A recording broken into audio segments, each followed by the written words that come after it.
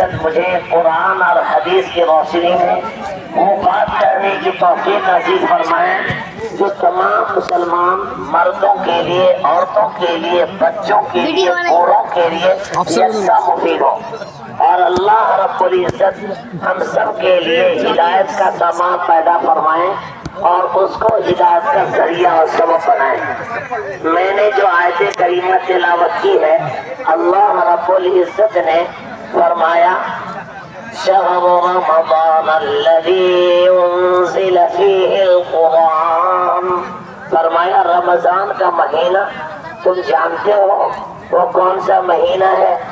رمضان کا مہینہ تمام مہینوں میں افضل اور بہتر ہے، اتنا مقدس مہینہ ہے اللہ کے نزدیک کہ اللہ رب العزت نے نزول قرآن کا جب ارادہ کیا تو اس کے لیے سال کے 12 مہینے میں سے صرف اور صرف رمضان المبارک کا انتخاب کیا۔ اللہ رب العزت کا کلام تمام کلاموں کا بادشاہ ہے، جس طرح سے اللہ رب العزت تمام مخلوق سے بالا ہے، برتر ہے، افضل ہے، ایسے ہی اللہ کا کلام بھی تمام مخلوق کے کلام سے افضل ہے، اعلیٰ ہے، برتر ہے۔ اس لیے کہ مثل مشہور ہے، لوگوں کا کلام ہے، بادشاہوں کا کلام کلاموں کا بادشاہ ہوا کرتا ہے۔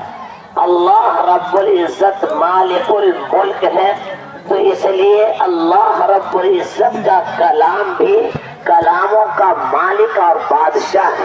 اللہ فرماتے ہیں وہ کلام جو میرا کلام ہے، جو تمام کلاموں سے اعلیٰ اور افضل ہے، میں نے اس کلام کا نزول کیا ہے رمضان المبارک کے مہینے میں۔ لہذا جس طرح سے اللہ کا کلام اعلیٰ اور افضل ہے تو یقیناً وہ مہینہ جس کے اندر اللہ نے اس کو نازل فرمایا وہ مہینہ تمام مہینوں میں اعلیٰ اور اشرف ہے، اعلیٰ اور افضل ہے۔ اس لیے اللہ نے فرمایا کہ قرآن کو میں نے رمضان کے مہینے میں نازل کیا ہے، یہ رمضان کی تقدس اور عظمت کا بیان ہے۔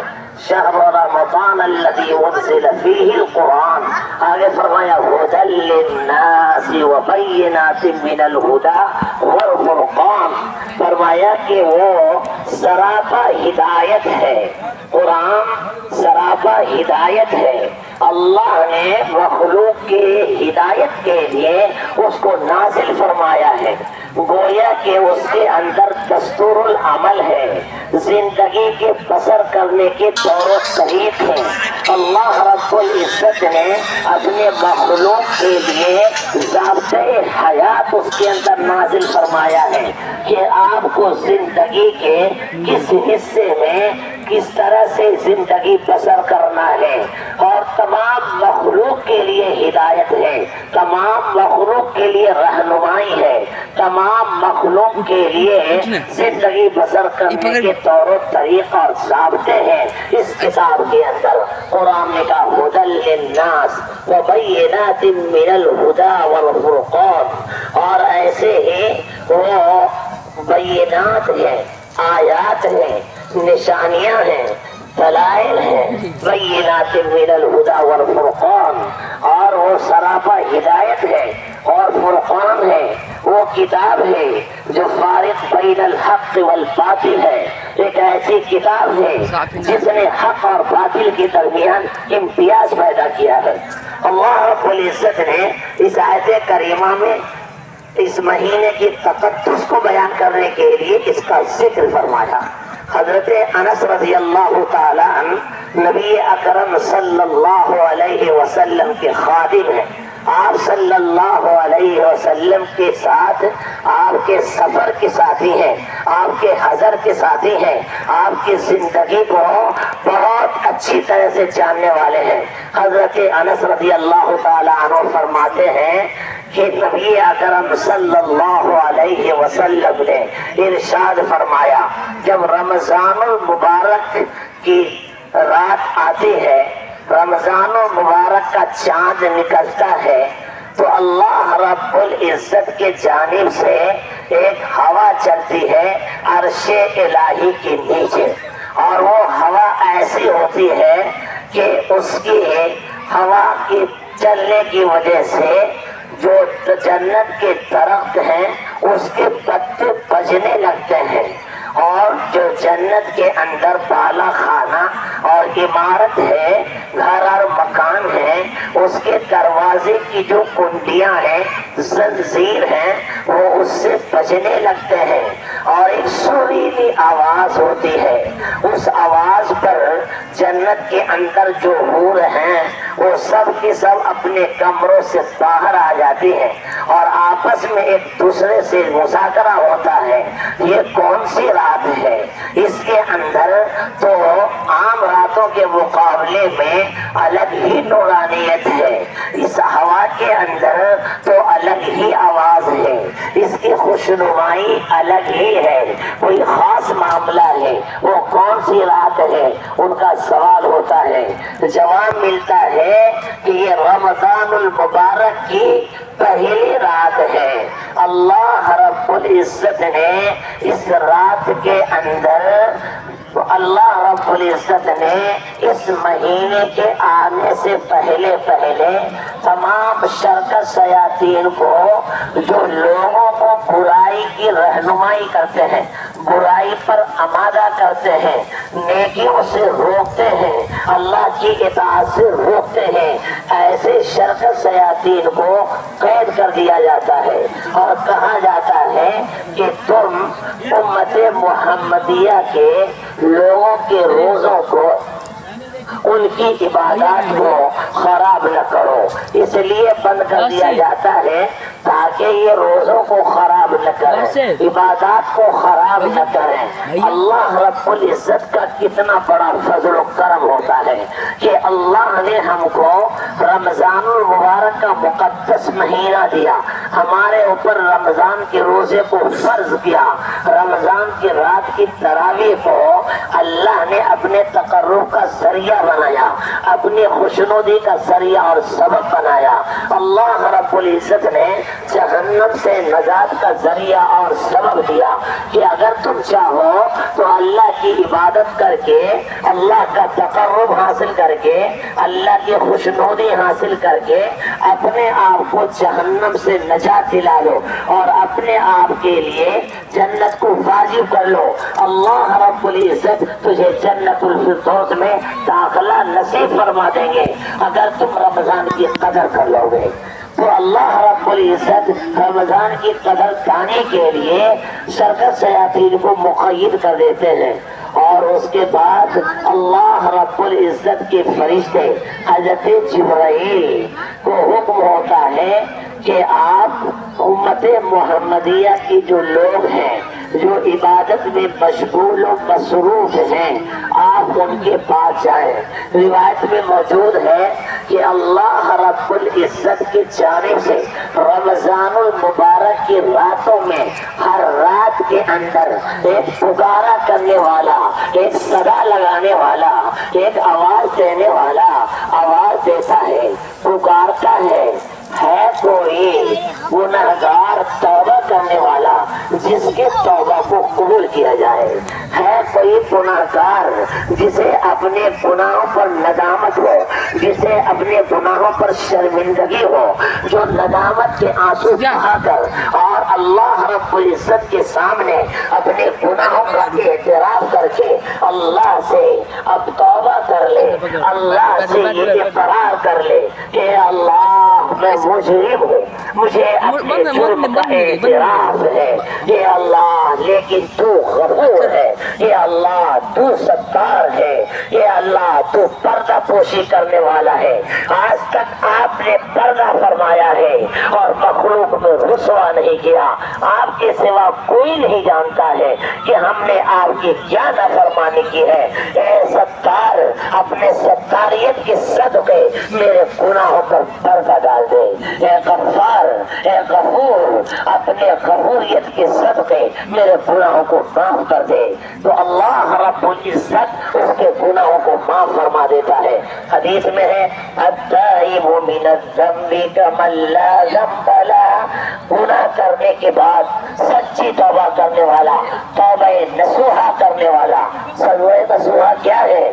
وہ توبہ جس کے اندر بندے کو گزشتہ گناہوں پر ندامت و شرمندگی ہو اور آئندہ وہ گناہ نہ کرنے کا عزم مصمم ہو کہ ہم آج کے بعد سے گناہ نہیں کریں گے، ایسی توبہ کرتا ہے تو اللہ اس کے گناہوں کو معاف کر دیتا ہے، اور اس طریقے سے گناہوں کو معاف کرتا ہے کہ اس کے نام اعمال سے بھی اس کے گناہوں کو مٹا دیتا ہے، یہاں تک کہ زمین کو، زمان کو اور جتنے بھی مخلوق ہے جس کے سامنے گناہ کیا گیا ہے ان تمام کو وہ گناہ بھلا دیا جاتا ہے، یہاں تک کہ انسان کے جو اعضاء ہیں جس عضو سے گناہ کا ارتکاب ہوا ہے، ہاتھ سے، زبان سے، آنکھ سے، کان سے، پاؤں سے، ان اعضاء کو بھی بھلا دیا جاتا ہے۔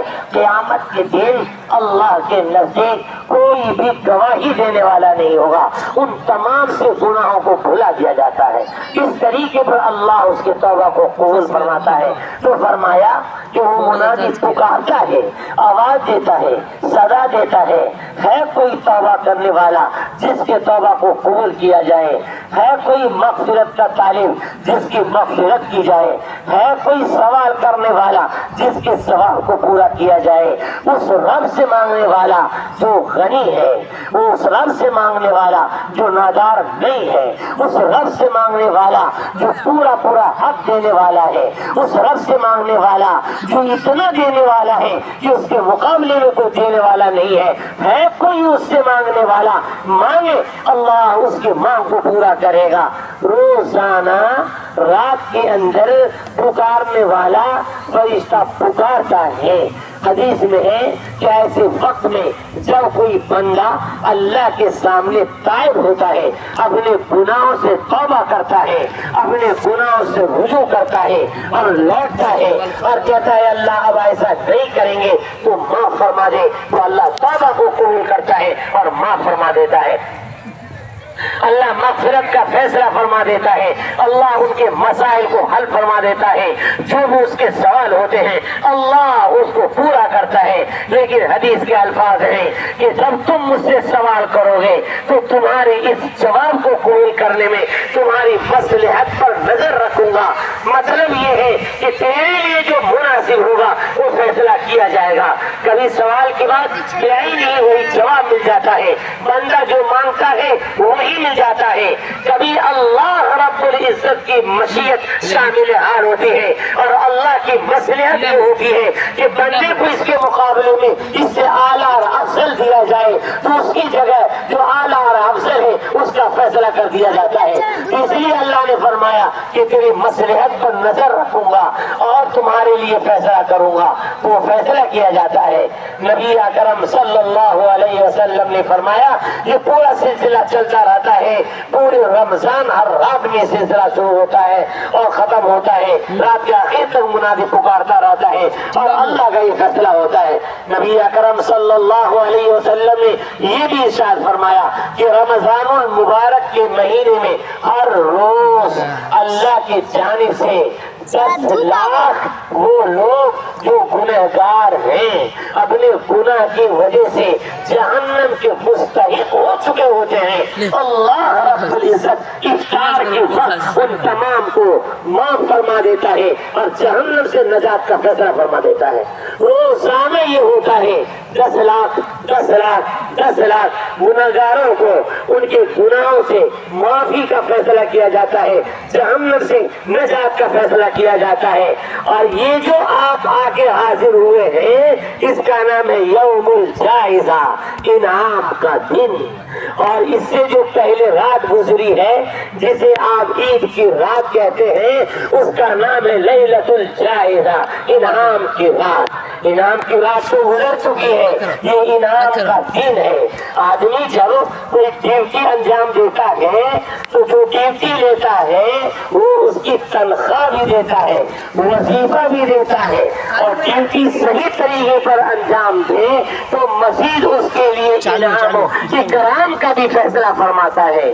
یہ ہم نے ڈیوٹی انجام دیا ہے، اللہ نے ہمارے اوپر روزہ کو فرض کیا تھا، ہم نے روزہ رکھا، رات کی عبادت کو تقرب کا ذریعہ بنایا، ہم نے رات کی عبادت کی ہے، تراویح پڑھی ہے، قرآن پاک کی سماعت کی ہے، قرآن پاک پڑھا ہے، نماز کی قدر کی ہے۔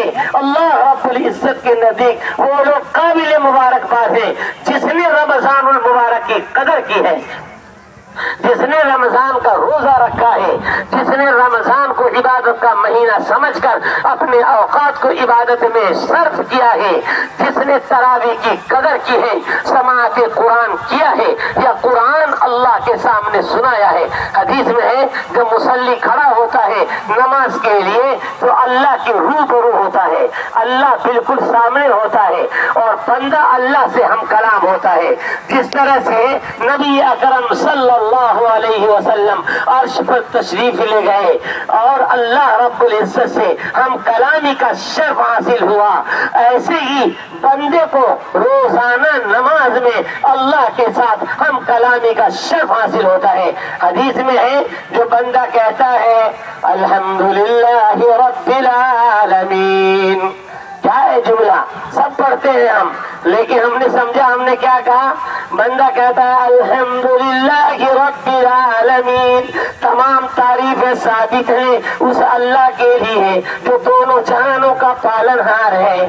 گویا کہ اپنی زبان سے اقرار کرتا ہے کہ تعریف مخلوق میں کسی کی نہیں ہے، نہ چاند کی ہے، نہ سورج کی ہے، نہ سیارے کی ہے، نہ ستارے کی ہے، نہ دریا کی طغیانی کی ہے، نہ سمندر کی روانی کی بھی ہے، نہ پہاڑ کی ہے، نہ زمین کی ہے، کسی کی بھی تعریف نہیں ہے، نہ انسان کی تعریف ہے، نہ جنات کی تعریف ہے، نہ فرشتے کی تعریف ہے، وہ قابل تعریف نہیں ہے۔ اگر قابل تعریف ہے تو کون؟ آپ ہی بولیے کون؟ اللہ۔ صرف قابل تعریف اللہ کی ذات ہے، ایک ذات ہے جو تعریف کے قابل ہے۔ ہم زبان سے کہتے ہیں الحمدللہ رب العالمین، تمام تعریف اس اللہ کے لیے ہے جو دونوں جہانوں کا پالن ہار ہے۔ آگے مزید تعریف کرتے ہیں، کہتے ہیں الرحمن الرحیم، اللہ کون ہے؟ اور اللہ کا تعارف کیا جاتا ہے جو بڑا مہربان اور نہایت ہی رحم والا ہے۔ اللہ فرماتے ہیں میرے بندے تو میری تعریف کرتا ہے۔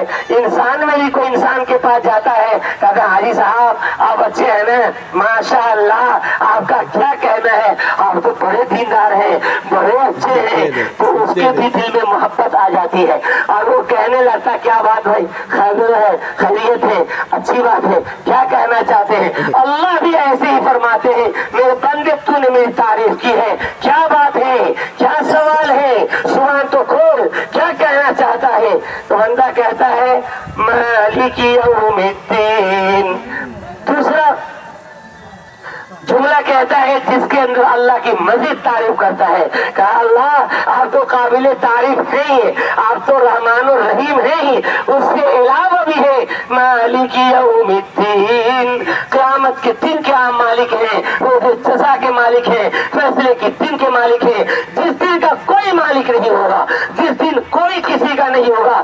یوم یفر المرء من اخیہ وامہ وابیہ وصاحبتہ وبنی لکل امرئ منہم یومئذ شأن یغنی۔ اللہ فرماتے ہیں قیامت کا دن ایسا ہولناکی کا دن ہوگا، کوئی کسی کا نہیں ہوگا، نہ بیوی شوہر کا، نہ شوہر بیوی کے لیے کچھ ہوگا، نہ ماں باپ کسی کے لیے ہوں گے، نہ اولاد کسی کے لیے، کوئی کسی کے لیے کچھ نہیں کر سکے گا۔ ہر ایک اب نفسی نفسی کا عالم ہوگا، اپنے میں پریشان ہوگا۔ اس دن کا مالک کون ہے بھائی؟ آپ بھی بولیے اللہ۔ بندہ کہتا مالک یوم الدین، آپ تو اس دن کے بھی مالک ہیں جس دن کا کوئی مالک نہیں ہے، آپ تو اس دن بھی مدد کرنے والے ہیں جس دن کوئی مدد کرنے والا نہیں ہے، آپ تو اس دن کے اندر فیصلے کا حق رکھنے والے ہیں جس دن کوئی فیصل نہیں ہوگا۔ اے اللہ مالک یوم الدین۔ آگے اللہ فرماتے ہیں کہ بول تو کیا بولنا چاہتا ہے، زبان تو کھول۔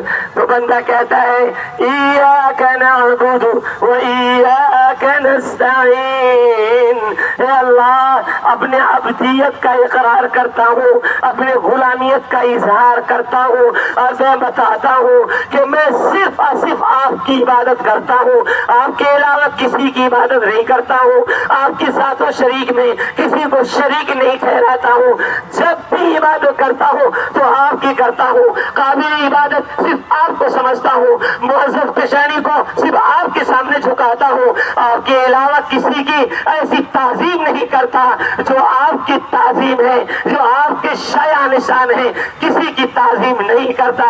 ایاک نعبد، صرف آپ کی عبادت کرتے ہیں، و ایاک نستعین، اور آپ ہی سے مدد طلب کرتے ہیں۔ اے اللہ میں مدد کا طالب ہوں، اے اللہ میں مدد مانگنے کے لیے آیا ہوں، مجھے آپ کی مدد کی ضرورت ہے۔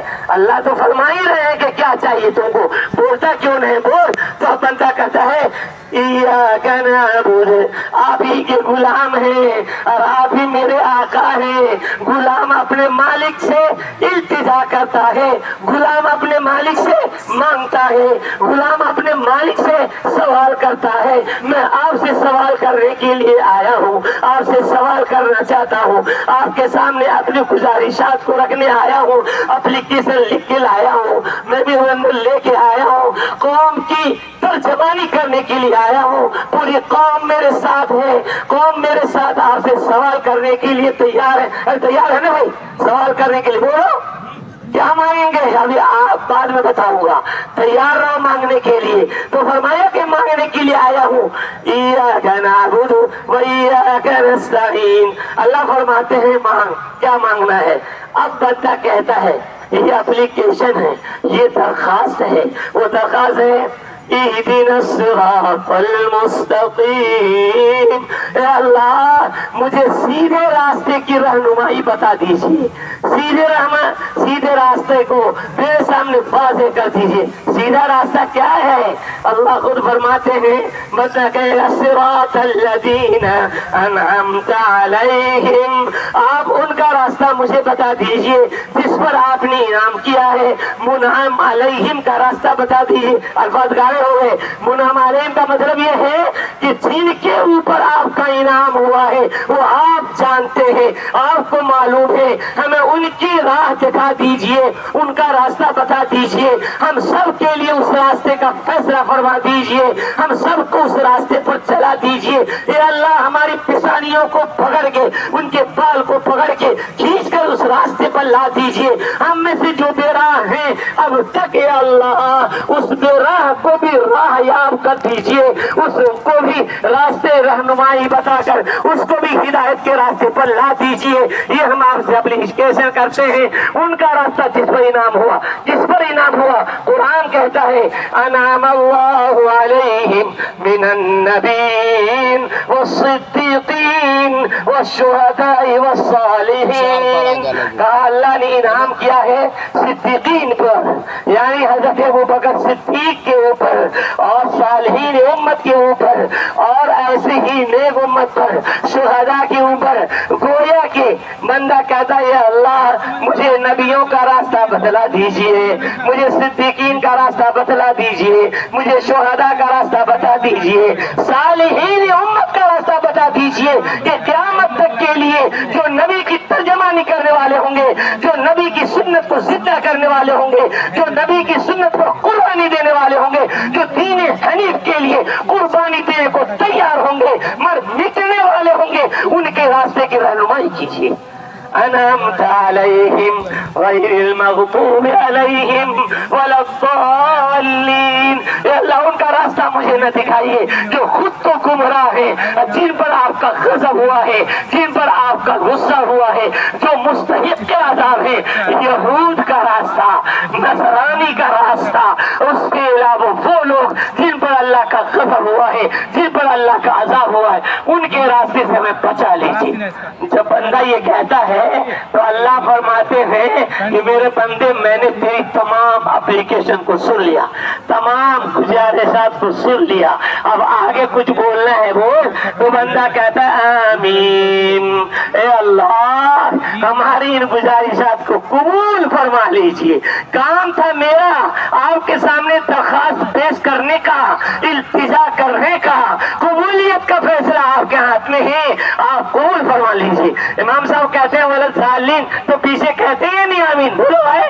آمین کا مطلب یہ ہوتا ہے اللہ ہم اپنے مقتدا کے ساتھ ہیں، ان کی اپلیکیشن کے ساتھ ہیں، انہوں نے جو میمورینڈم دیا ہے ہم اس کی تائید کرنے والے ہیں۔ اے اللہ انہوں نے جو مانگا ہے ہم بھی وہی مانگنے والے ہیں، ہم سب کی گزارشات کو قبول فرما لیجیے، آمین۔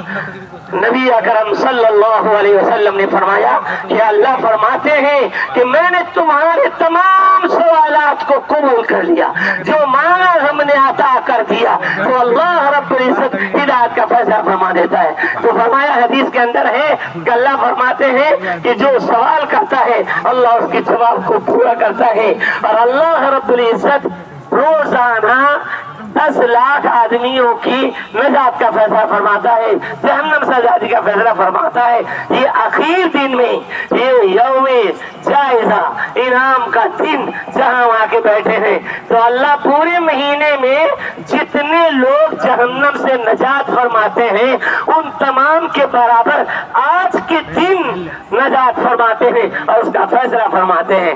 کیسا دن ہے بھائی بولو؟ ارے معافی کا دن ہے، مغفرت کا دن ہے۔ آج بھی اپنے توبہ کرنے کے لیے وقت موجود ہے۔ ہم میں سے بہت سارے لوگ ہیں جنہوں نے روزہ کی قدر نہیں کیا ہے، جنہوں نے رمضان کی قدر نہیں کیا ہے، لیکن دروازہ بند نہیں ہے۔ نبی اکرم صلی اللہ علیہ وسلم نے فرمایا کہ جب شب قدر آتی ہے تو فرشتے زمین پر اترتے ہیں، اور جتنے بھی اس امت کے اندر لوگ نماز میں، تسبیح میں اور تلاوت میں، ذکر و اذکار میں، عبادت الہی میں مشغول ہوتے ہیں، ان تمام سے مصافحہ کرتے ہیں اور ان کی دعاؤں پر آمین کہتے ہیں۔ ایسی سلسلہ چلتا رہتا ہے۔ جب صبح کی نماز کا وقت ہوتا ہے فرشتے آسمان پر جاتے ہیں۔ جب آسمان پر جاتے ہیں تو فرشتے جبرائیل سے پوچھتے ہیں کہ اللہ نے امت محمدیہ کے بارے میں کیا فیصلہ فرمایا، ان کے سلسلے میں اللہ کا فیصلہ کیا آیا؟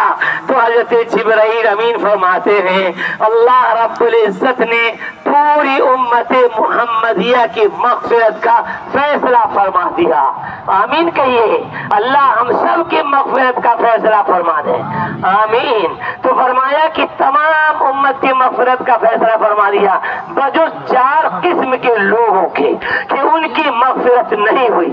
فرماتے ہیں فرشتے پوچھتے ہیں جبرائیل وہ کون لوگ ہیں جن کی مغفرت کا فیصلہ نہیں ہوا اس دن میں بھی، جس میں مغفرت کے لیے موسلادھار بارش ہو رہی تھی اور جس میں اللہ سب کو معاف کر رہا تھا، وہ کون محروم القسمت ہے جس کی مغفرت نہیں ہوئی؟ تو جبرائیل امین فرماتے ہیں سب سے پہلا وہ شخص جو شارب الخمر، مدمن کا لفظ آیا ہے شراب کا پینے والا، شراب کا عادی، نشہ کرنے والا۔ نبی اکرم صلی اللہ علیہ وسلم نے فرمایا کل مسکر حرام، ہر نشہ آور چیز حرام ہے۔ شراب سے مراد ہر نشہ آور چیز جو حرام ہے اس کا استعمال کرنے والا، خواہ اس کے اندر شراب ہو، دارو ہو، تاڑی ہو، کوئی اور چیز ہو، کوئی دوا ہو، کوئی اور لکوڈ ہو، کوئی بھی چیز ہو جس سے نشہ کا وجود ہوتا ہے، نشہ کا حصول ہوتا ہے، اس کی عادت تھی تو اللہ ایسے لوگوں کی مغفرت نہیں فرماتا ہے۔ سمجھ گئے؟ شراب کا عادی ہو، نشہ کا عادی ہو، کسی بھی طریقے پر نشہ کرنے والا ہو، اللہ اسے معاف نہیں فرماتا ہے۔ فرمایا دوسرا، فرمایا کہ والدین کی نافرمانی کرنے والا، جو اپنے والدین کی نافرمانی کرتا ہے۔ والدین کا مقام، وقت کم ہے اس لیے میں بار بار گھڑی دیکھ رہا ہوں، لیکن موسم ٹھیک ہے ماشاءاللہ. تو اس بنیاد پر اللہ رب العزت نے والدین کا مقام بیان کیا. والدین کا مقام یہ بیان کیا، قرآن نے کہا وَلَا تَقُلْ لَهُمَا أُفٍّ وَلَا تَنْهَرْهُمَا وَقُلْ لَهُمَا قَوْلًا كَرِيمًا. فرمایا والدین کا مقام، کہا کہ کسی معاملے میں تیرا ذہن اگر ان کے خلاف ہو جائے، تمہارا مزاج ان کے خلاف ہو جائے، تو اس وقت گالی دینا اور کٹائی کرنا اور ان کو برا بھلا کہنا تو دور کی بات ہے. ایسے جملے کا استعمال کرنا، ایسے طرز زندگی اپنانا، ایسے انداز کو اپنانا جس سے انسان کو تکلیف پہنچتی ہے، اس انداز کا اپنانا بھی حرام ہے. فرمایا وَلَا تَقُلْ لَهُمَا اُفٍّ، ان دونوں کے سامنے ادنا تکلیف کو ظاہر کرنے کے لیے اف بھی مت کہو. وَلَا تَقُلْ لَهُمَا اُفٍّ وَلَا تَنْهَرْهُمَا، ان کو نہ ڈانٹو، نہ جھڑکو، نہ برے الفاظ سے ان کو نوازو. وَلَا تَنْهَرْهُمَا وَقُلْ لَهُمَا قَوْلًا كَرِيمًا، جب ان سے بات کرو تو نرم لہجے میں. ابو کیا فرماتے ہیں، ابو کیا کہتے ہیں، امی آپ کیا کہہ رہی ہیں، کیا آپ کا کہنا ہے، جو آپ کہیں گی وہی کروں گا، آپ کے خلاف نہیں ہوں گا.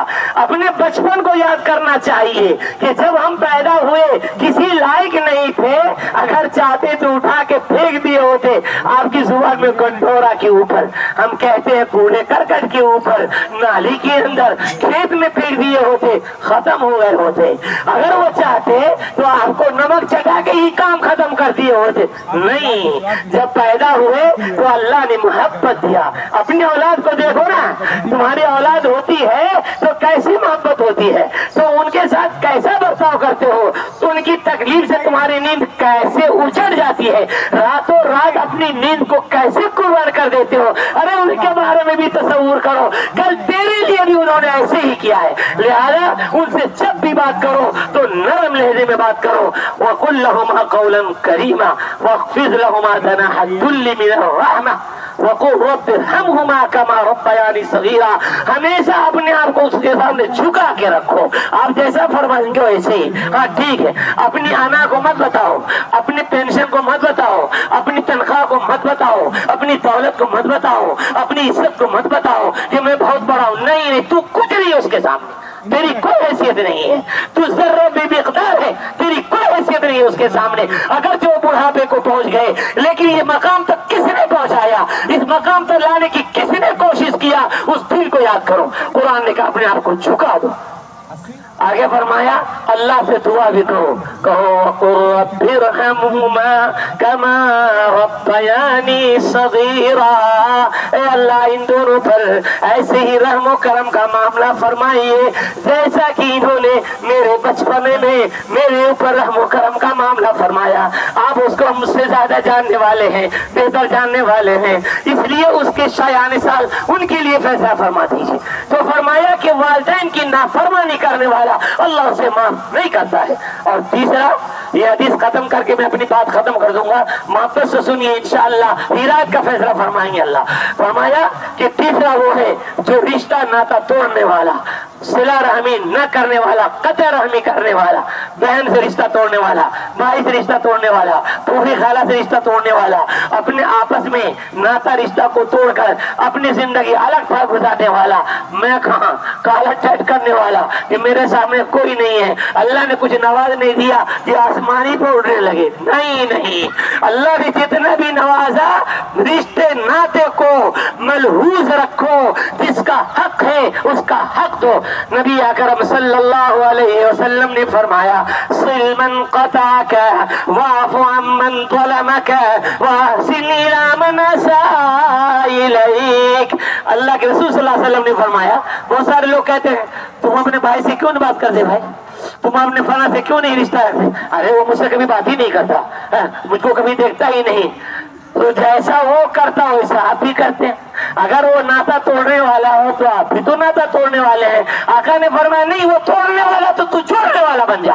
فرمایا سل من قطعک، صلہ رحمی کرو، رشتہ کو جوڑو، ناتا کو جوڑو ان کے ساتھ جو رشتہ کو توڑنے والا ہے. سل من قطعک واعف عن من ظلمک، اگر کوئی ظلم کرتا ہے اور تم بھی ظلم کرو گے تو یہ مناسب نہیں ہے. اگر کوئی ظلم کرتا ہے اور تجھے معلوم ہے کہ میرا بھائی ہے, ظلم کرتا ہے تجھے معلوم ہے کہ میرا ایسا خبر ہے, تجھے معلوم ہے کہ میرے رشتہ دار ہیں, رشتہ دار پر رحم کرنے والے پر اللہ رحم فرماتا ہے. فرمایا ارحموا من فی الارض یرحمکم من فی السماء, تو زمین والے پر رحم فرما, اللہ تمہارے اوپر آسمان والا ہے, وہ تمہارے اوپر رحم فرمائے گا. تو فرمایا کہ واعف عمن ظلمک, جو ظلم کرتا اسے معاف فرما دے. کہا واحسن الی من اساء الیک, اور جو تمہارے ساتھ برائی کا معاملہ کرتا ہے اس کے ساتھ حسن اخلاق سے پیش آؤ, اچھائی کا برتاؤ کرو. تو فرمایا کہ اللہ کے رسول نے کہا کہ تم جوڑنے کی کوشش کرو, توڑنے والا توڑتا رہے, اللہ سے مانگے گا نا تو اللہ انشاءاللہ جوڑ دے گا. وہ مقلب القلوب اور وہ مؤلف القلوب, وہی دلوں کو بدلنے والا ہے, وہی تالیف قلبی کرنے والا ہے, وہی دلوں کو جوڑنے والا ہے. اگر تم جوڑنے کی کوشش کرو گے اور مانو گے تو اللہ دل کو جوڑ دے گا. وَهُوَ عَلَى كُلِّ شَيْءٍ قَدِيرٌ, وہ ہر چیز پر قادر ہے, وہ اس پر بھی قادر ہے کہ وہ توڑنا چاہتا ہے تو جوڑنا چاہتا ہے تو جوڑ دے گا. تو فرمایا کہ جو تمہارے اوپر ظلم کرتا ہے معاف کر دو, جو برائی کا معاملہ کرتا ہے اس کے ساتھ حسن اخلاق سے پیش آؤ, اچھے معاملے کرو. تو فرمایا کہ جو رشتہ ناتا توڑنے والا ہے اللہ اس کی بھی مغفرت نہیں کرے گا. 3 ہو گئے. چوتھی قسم بتایا کہ وہ آدمی جو کینہ پرور ہے, دل میں رکھتا ہے کینہ, اپنی زبان میں جس کو کہتے اینا, تو جو کینہ رکھتا ہے اس کو بھی اللہ معاف نہیں فرماتا ہے. قرآن نے کہا جنتیوں کی صفت کو بیان کرتے ہوئے فرمایا جنتی لوگ جو جنت میں جائیں گے تو جو جہاں ہوگا, نیچے درجے میں, اوپر درجے میں, اعلیٰ درجے میں, ادنا درجے میں, درمیانی حصے میں, جو جہاں ہوگا وہی خوش ہوگا. بیٹھو ادھر. جو جہاں ہوگا وہی خوش رہے گا, کسی کو کسی سے کوئی تکلیف نہیں ہوگی. یہ نہیں کہے گا وہ مسجد میں تو ہم ساتھی نماز پڑھتے تھے, عیدگاہ میں تو نماز ساتھی پڑھتے تھے, یہ حضرت یہ اوپر بیٹھے ہوئے ہیں اور ہم یہاں نیچے کیوں, تکلیف نہیں ہوگی. وہ بھی تو 20 رکعت پڑھتے تھے اور ہم بھی 20 رکعت پڑھتے تھے, وہ بھی تو پورے رمضان میں ایک ہی قرآن سنا اور ہم بھی ایک ہی قرآن سنے. یہ عرش پر چلے گئے اور ہم عرش پر بیٹھے کیوں, نہیں نہیں, کسی کو کسی سے کوئی تکلیف نہیں ہوگی.